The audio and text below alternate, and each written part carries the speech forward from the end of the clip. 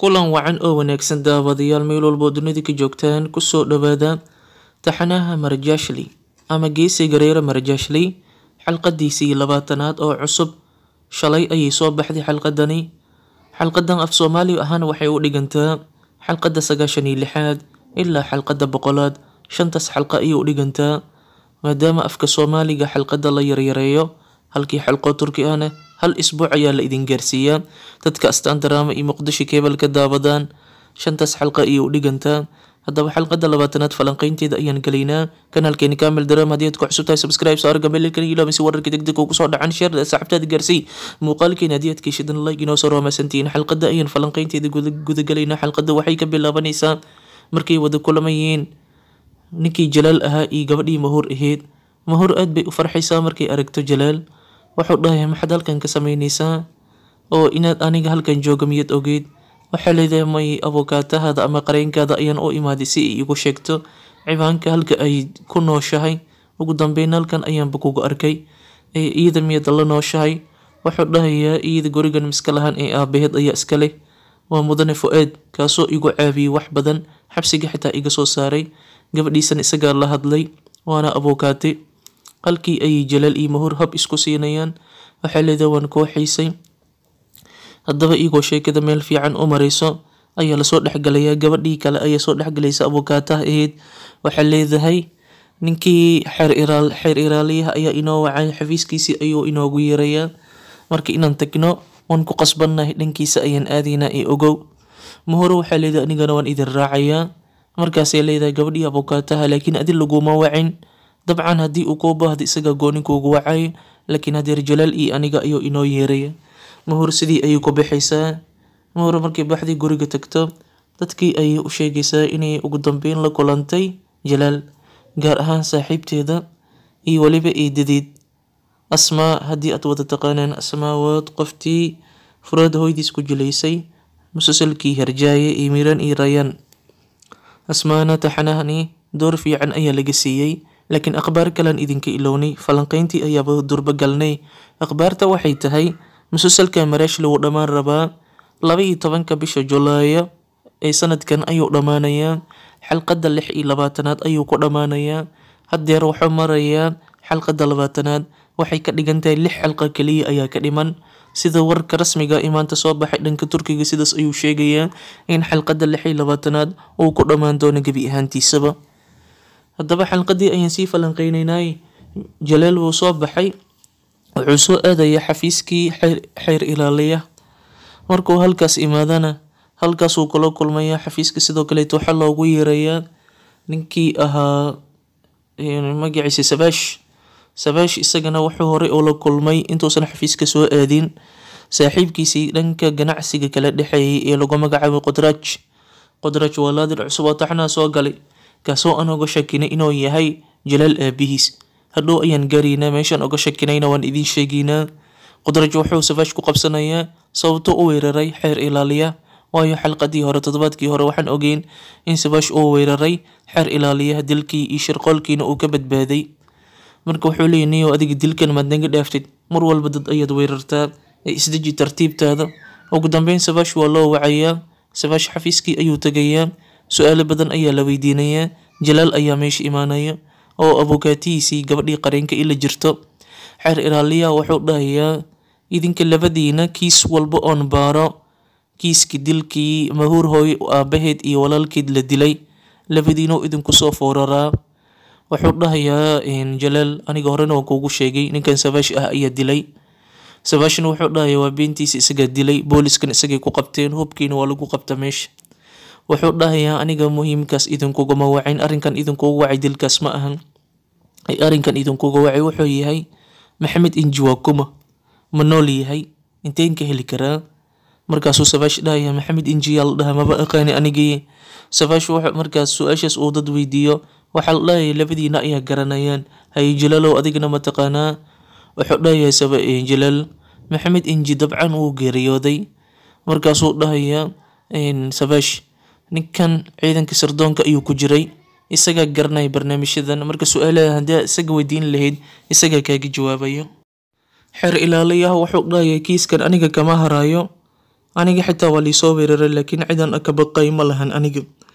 Kiiskana kama harayo haddii labadiin aan cadin idinku helano labadiina xabsi ayaad geli doontaan. wax walbaad ogtiin inaad ii sheegtaan ayaad ku qasbantihiin. haddeerna waad iska bixi kartaan markaan idin wacana xafiiskayga waad imaan doontaan. sidii ayay kusoo baxayaan Jalaal iyo weliba ninkii ahaa Sabaashna. dibadda markay soo baxaan oo isku booteenayaan markaasuu Jalaal dhahayaa Sabaasho xabsiga markaan kasoo baxay imaadan soo booqanayna maxaa dhacay. waa hadal ka jan ah yacni ani adiga waa isku dambeynaa buu ka wadaa. Sabaashna wuxuu dhahayaa meesha rabtid iyo xilliga rabtid ayaan ku imaanay waan ku xumay inaan kusoo booqan waaye laakiin dib damban u kulmeynaa. labadooda markay isku bootayaan ay kala tagaan waxaa dhacayso in Mahur ay meesha imaato oo xeer ilaaliyaha ayaa u wacay. Jalaalna wuu ka maseeraa ninkan wuxuu dhahayaa maxaa halkan ku keenay. waxay leedahay waxaa halkan i keenay xeer ilaaliyaha iyo wacay. kulankii koowaad ee Jalaal iyo Mahur ay kulmeen xalqada bilowgeedna su-aashaas oo kale tuu weydiiyey wuxuu dhahay xeer ilaaliyaha maxaa idinka dhexeeyo waayo waxaan arkay isagoo fiyooro ku siinayay. koodii hore xalqada bilowgeeda markii gurigii Fuad ku kulmayeen sidaas uu dhahay waan kasoo boodnay hadalkaasi. wuxuu dhahay xeer ilaaliyaha fiyooro ayuu ku siiyay maxay tahay sababta. waxay leedaysaa waxba nagama dhexeey kaliya kiiskan baaritaanka ayuu ku guda jiraa wax kaleeta ma jiraan. iyadana waxay ka maseertay xoogaa gabadhan abukaataha ah. waxay leedahay gabadhan abukaataha magaceeda toos ayay kugu yiraysaa oo Jalaal ayay ku leedahay mudane Jalaal kuma dhahdo. marka anigoo ma fahmin xitaa gabadhan wuxuu dhahay gabadhan waa gabar fiican. adigu labadoodii way kala maseereen maadaama laba qof cusub xiriirkooda ay soo kala dhexgaleen. ugu dambeyn Mahur iyadoo meesha taagan xeer ilaaliyina dibadda usoo baxay misana uu dhahay Mahur inaan kula hadla ayaan rabaa. ayuu Jalaal la hadlaya Mahur dadkoo maqlayaan. wuxuu leeyahay Mahur inaan kula kulmo ayaan rabaa meeshii aan ku kulmi jirnay igu imow. gabaygii iyo geeraarkii aan ku aqrinayay ayaan ku aqrinayaa. xeer ilaaliyaha wuu maseeraya kadibna Mahur waxay leedahay waan ku imaanaya. Mahur waxay galaysaa gudaha xeer ilaaliyaha uu la hadlayo wuxuu leeyahay ninkan muxuu yahay gabayga uu kuu sheegay. midda kaleeta ninkan miyaa adiga isjeclaan jirteen xiriir gaar ah miyaa idinka dhexeyn jiray oo yacni xiriir gaar ah miyaa labadiina idinka dhexeeyay wax ii jilcay. waxaa leedahay wax xiriir gaar ah oo naga dhexeeyay ma lahan laakiin ninkan horaan kuugu sheegay qisadiisoo wax badan ayuu i badbaadiyey caawinaad badanna ii sameeyey ay wax kaleeta ma jiraan. haddaba waxaa dhacayso Mahur eedadid waxay soo wacaysaa xeer ilaaliyaha waxay leedahay garab ayaan kaaga baahanahay. dad ayaa i dhibay sababtoo laba nin ayaa gurigeeda imaanayaan alaabtii ka qasayaan. waxay dhahayaan diintii aan kugu lahayn nasii haddii kaleeta alaabtaada ayaan burburinaynaa 15 maalmood ayaad fursad haysataa. iyadana way cabsanaysaa. xeer ilaaliya ayay la xiriirtay arrinkoo dhan u sheegtay isagana wuxuu dhahayaa aniga ayaa ku caawinaya booliskan ogeysiinaya dadkaasna waa lasoo qabanaya waxba ha ka welwelin. ninkii Jalaal ahaa wuu soo laabtay. waxaa dhacaysa marka isagoo gurigii Fuad joogo. Fuad waa odayga caawiya isaga mar walbe ayaa waxay maqlayaan arrin culus. arrinkaas wuxuu yahay ninkii ahaa ay baadigoobayeen Qudraj. waatii xalqadii hore aan idiin sheegnay Jalaal inuu baadigoobayo nin lagu magacaabo Qudraj. ninkaas ayuu doonaya inuu gacanta ku dhigo waana ninka uu kaga shakiyey inuu wax walba ka dambeeyey gabadhiisii Zaylish hadda kor la weeraray. marka Jalaal argoos ayuu wataa ila Najaata ayaa magacaas usoo sheegay xalqadii hore.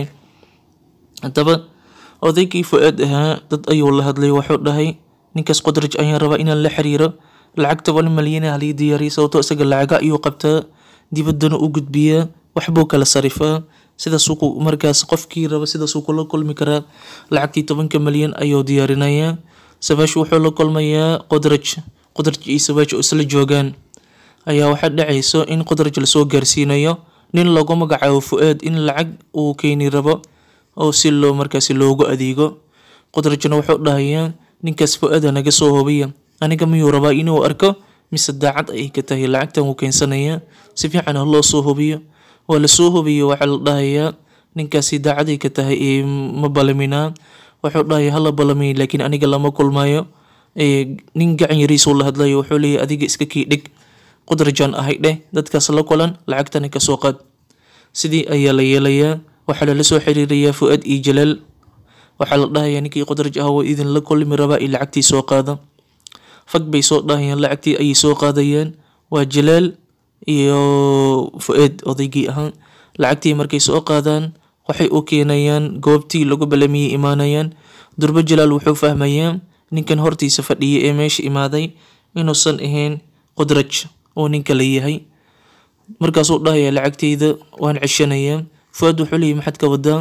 Wuxuu dhahaya ninkan ma aha ninkii aan rabnay ee Qudraj ahaa, nin kaloo soo dirsaday. Markaasuu leeyahay nin yahow, haddii aad rabtid inaan lacagtan kuu gudbino, Qudraj la hadal, waxaad ku dhahdaa hasqarqarinina horteena imow. Haddii uu horteena imaado, dhab ahaantii lacagta haddeer 10 malyan ah, 2 jibaar ayaan ka dhigaynaa, 20 malyan ayaan keenaynaa. Qudraj waxbuu yuu isqarqarinina ee ha imaado horteena. Sidaasuu dhahaya. Kadib way kala tagayaan. Mar allaala markay kala tagaan, waxay isla joogeen Savage iyo Qudraj. Savage-na wuxuu dhahayaa adiga qofka ugu muhiimsan aad rabtid yaa waay. Ninkan Qudrajna wuxuu dhahay Maxamed Inji ayaan rabay, Najati ayaan hadda goor u diray inuu markaas ninkaasi dilo, mana uusan dilin.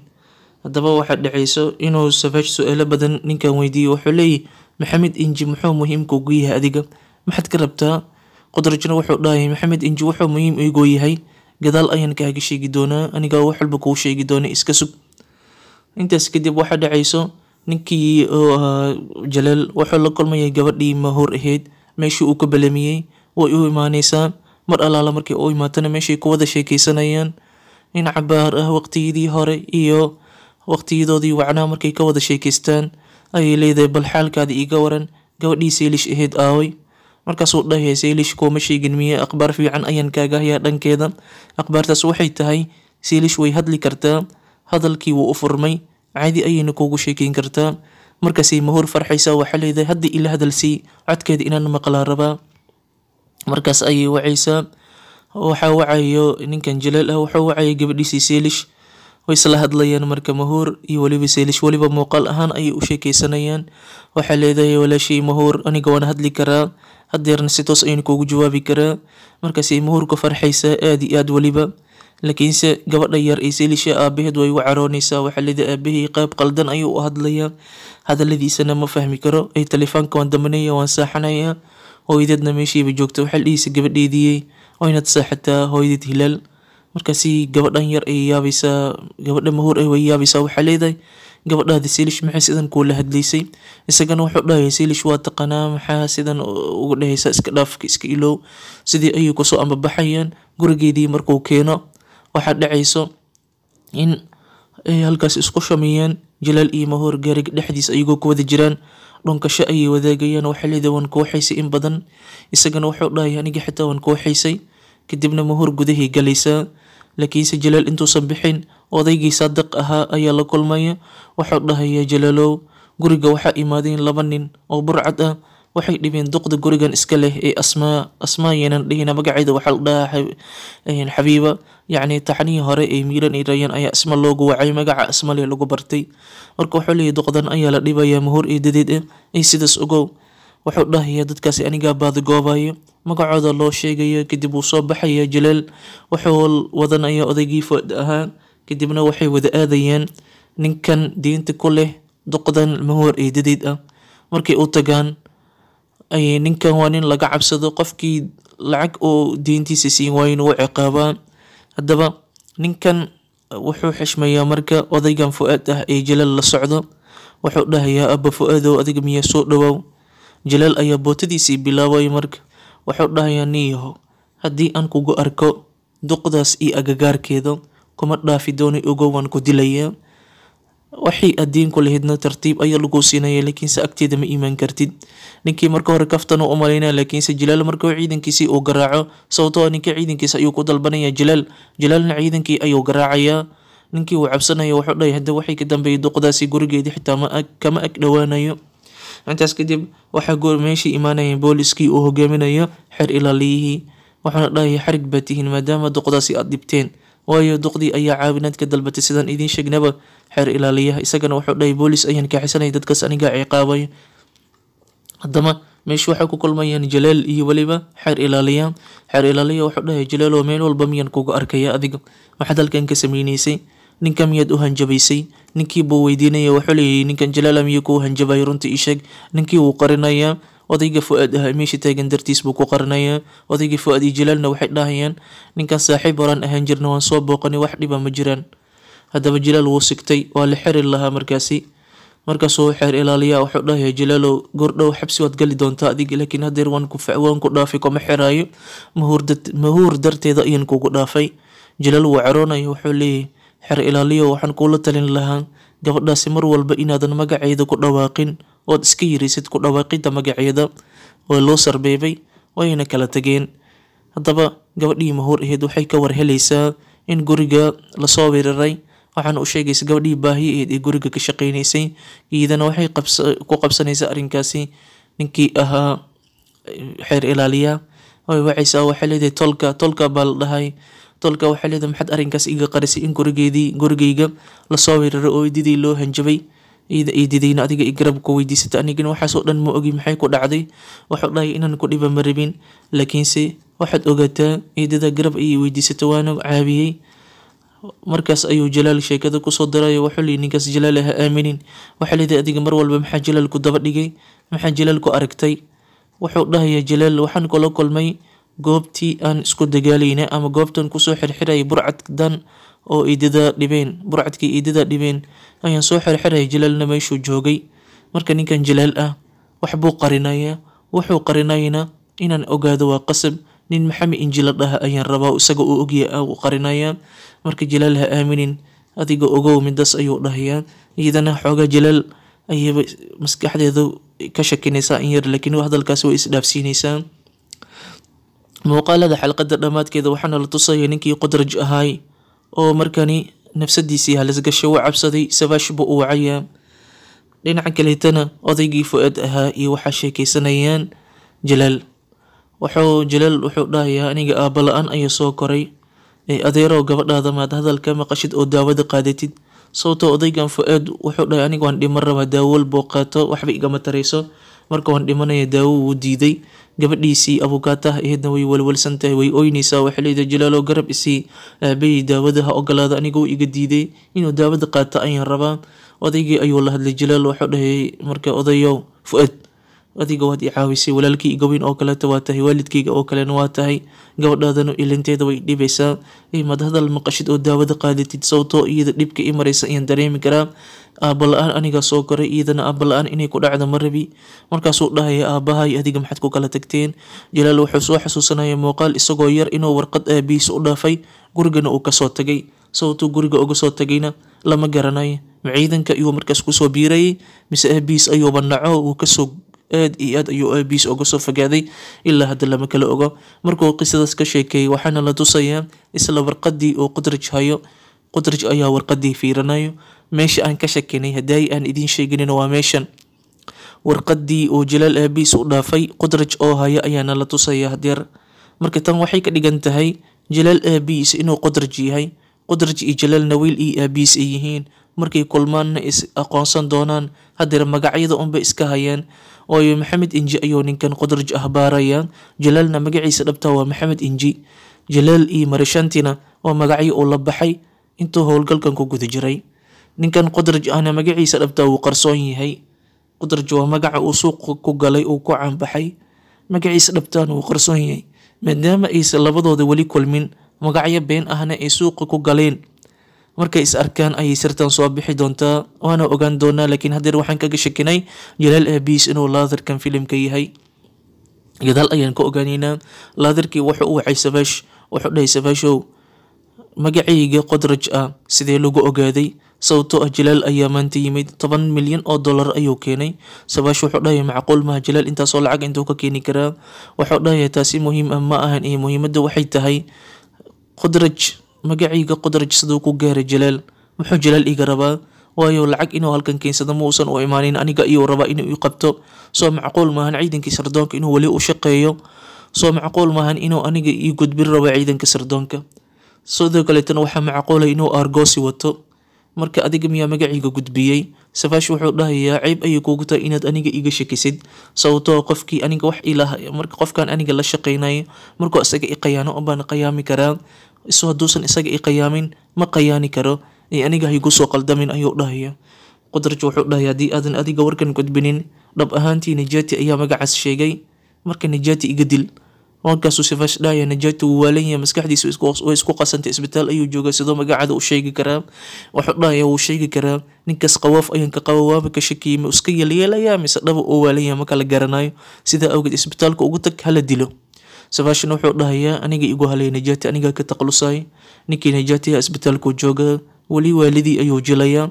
Waxa uu imaanayo ninkii Safash ahaa, wuxuu dhahayaa hay Najati waan ku imaaday. Najatina waalidiisii ayuu jilay, wuxuu leeyahay adiga qof xun tahay, meeshan ka tag, hadii kale waan qaylinaya. Safashna wuxuu dhahayaa bal qayli aan ku arkay.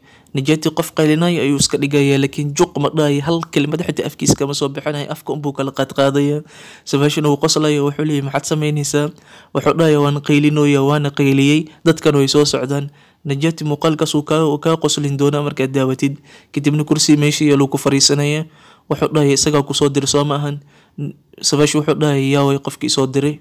Markaasuu Najati wuxuu leeyahay Maxamed Inji ayaa kusoo diray soo maahan, si aad aniga ii dishid. Waxaad doonaysaa aniga inaad ii dishid, kaama yeelayo. Intuu qaniino waxyaaba hadal xigmad leh intuu kula hadlo, intuu wax qaniino qoorta ka qaniino ka fakanayaan.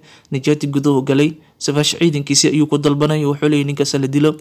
Najati cudurkii ayaa kusoo kacaya, gabadhii kalkaalisada cirbad ayay duraysaa, sariirtii seexanaysaa.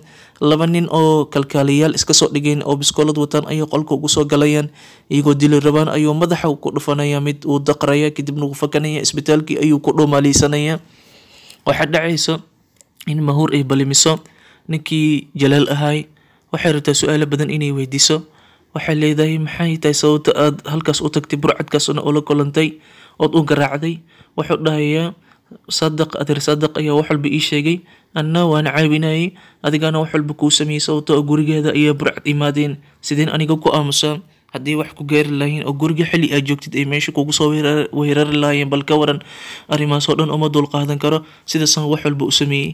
labadoodii oo sheekaysanayaan ayay kalkaalisadii soo wacaysaa Mahuur. waxaa leedahay walaalka wuu cabsanayaa, wuxuu leeyahay qof baan arko idili rabo ay kasoo gaar.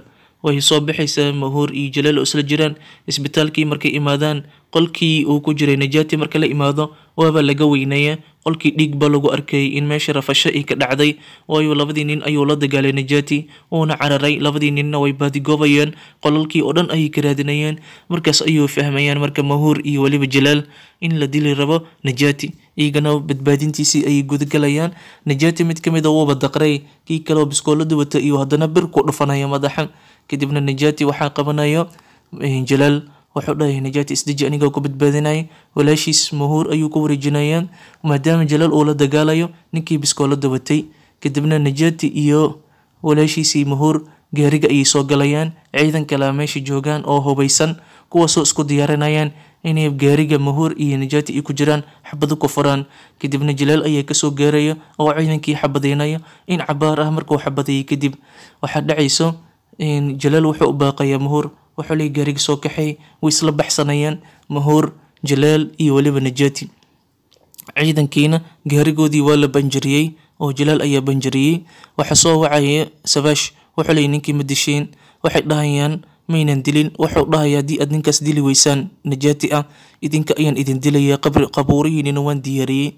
gaari kale helayaan, way soo ciirsanayaan.